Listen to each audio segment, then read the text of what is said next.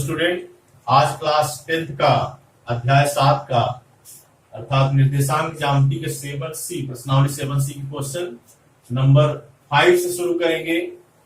आपका 3 तक हुआ था पिछले वीडियो में। चौथा क्वेश्चन ठीक उसी प्रकार से त्रिभुज का क्षेत्रफल ज्ञात करना है, उसको आप करेंगे तो आ जाएगा। यदि नहीं आता तो आप कमेंट करके पूछ सकते हैं, बता दिया जाएगा। पांचवा क्वेश्चन है, उस चतुर्भुज का क्षेत्रफल ज्ञात कीजिए जिसके शीर्ष इसी क्रम में ऋण 4, ऋण 2, ऋण 3, ऋण 5, 3, ऋण 2 और 2, 3 है। अर्थात चतुर्भुज है जिसके चारों शीर्ष दिए गए हैं। इस चतुर्भुज का क्षेत्रफल ज्ञात करना है। इसको जरा चित्र से समझेंगे पहले। मान लीजिए यह कोई एक चतुर्भुज है A B C D, A B C D. चारों के निर्देशांक लिख देते हैं। ए के निर्देशांक ऋण 4, ऋण 2, बी के निर्देशांक ऋण 3, ऋण 5, सी के निर्देशांक 3, ऋण 2 और डी के निर्देशांक 2, 3। अब इन दोनों त्रिभुजों का क्षेत्रफल निकालेंगे। चतुर्भुज का क्षेत्रफल निकालने के लिए कोई भी एक विकर्ण डाल देंगे। मान लीजिए यह बीडी विकर्ण हमने डाल दिया तो यह चतुर्भुज दो त्रिभुजों के क्षेत्रफल में विभाजित हो गया। अब इन दोनों त्रिभुजों का क्षेत्रफल निकाल के यदि जोड़ दिया जाएगा तो चतुर्भुज एबीसीडी का क्षेत्रफल ज्ञात हो जाएगा। करेंगे। पहला त्रिभुज ले लेते हैं ए बी डी, दूसरा त्रिभुज ले लेते हैं बी डी सी। देखते हैं इसको।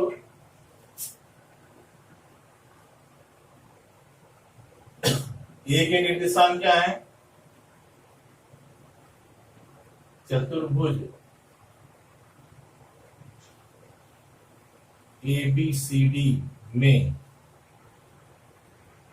ए के निर्देशांक ऋण 4, ऋण 2, बी के निर्देशांक ऋण 3, ऋण 5, सी के निर्देशांक 3, ऋण 2 तथा डी के निर्देशांक 2, 3।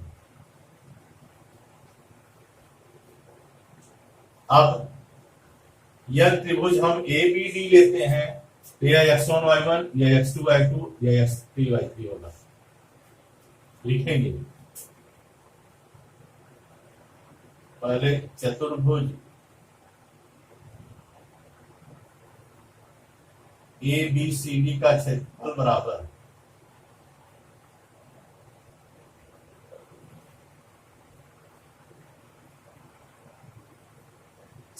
बराबर त्रिभुज ए बी डी का क्षेत्रफल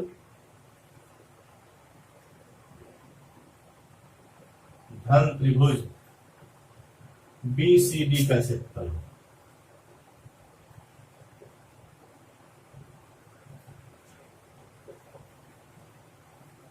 अब दोनों के क्षेत्रफल या तो एक साथ आप निकाल लीजिए या अलग अलग निकाल के जोड़ दीजिए।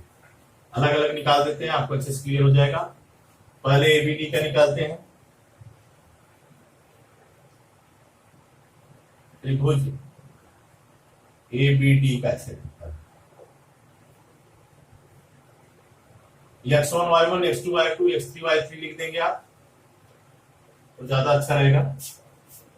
अगर एबीडी लेते हैं तो ये के वैल्यू क्या हो जाएंगे? x1 equal to -4, y1 equal to -2, x2 equal to -3, y2 equal to -5 और डी में है x3 इक्वल टू 2 और y3 equal to 3।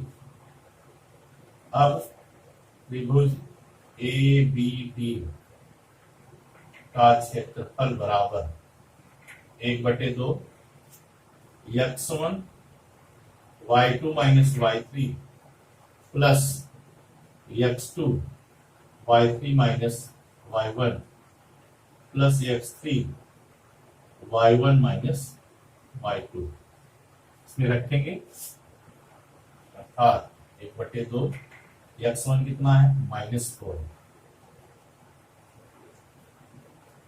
y2 minus y3 अर्थात -5 -3 धन x2 -3 है, y3 माइनस y1 3 + 2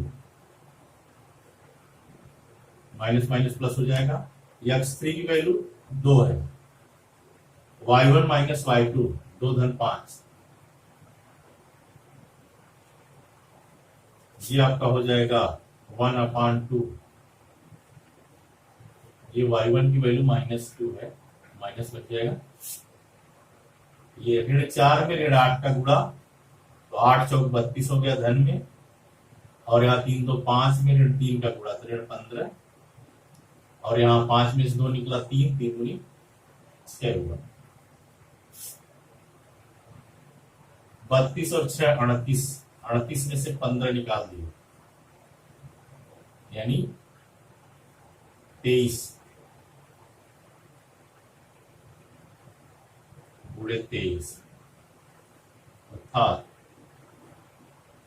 23/2 वर्ग मात्रक। यह एक एबीडी का क्षेत्रफल आ गया। दूसरा लेंगे त्रिभुज बीसीडी का क्षेत्रफल। त्रिभुज बीसीडी का क्षेत्रफल निकालेंगे और फिर जोड़ देंगे तो आपके चतुर्भुज का क्षेत्रफल आ जाएगा।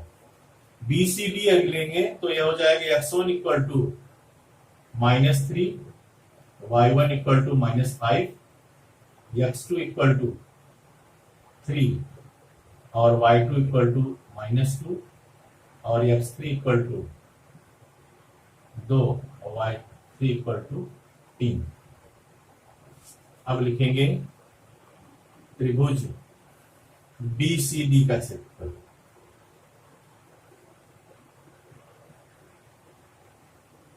वही formula 1/2 x1 y2 minus y3 plus x2 y3 minus y1 plus x3 y1 minus y2।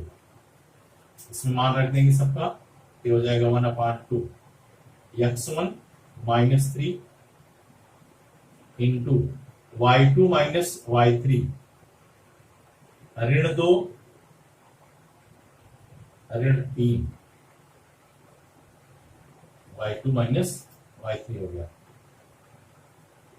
Plus x2 ये है आपका, और y3 माइनस y1 3 और यह धन 5 हो जाएगा। x3 2 है, y1 माइनस y2 ये +2 हो जाएगा, अर्थात 1/2 ऋण 2 ऋण 3 ऋण 5, यह ऋण धन 15 हो जाएगा, धन 5 और 3 8, 8 3 24 हो जाएगा, और यहाँ ऋण 3 बचा, ऋण 3 में 2 का गुणा तो ऋण 6 हुआ, अर्थात यह हो गया 1/2 गुणे 24 और 15 39 हुआ, 39 में से 3 निकल गया तो 33 हुआ, सॉरी से निकल गया तो 33, अर्थात यह आ गया आपका 33/2 वर्ग इकाई। अब चतुर्भुज एबीसीडी का क्षेत्रफल बराबर चतुर्भुज क्षेत्रफल बराबर त्रिभुज क्या लिए हैं, एबीडी का क्षेत्रफल धन त्रिभुज बीसीडी का क्षेत्रफल, दोनों जोड़ देंगे, यह है 23/2 वर्ग इकाई और यह है 33/2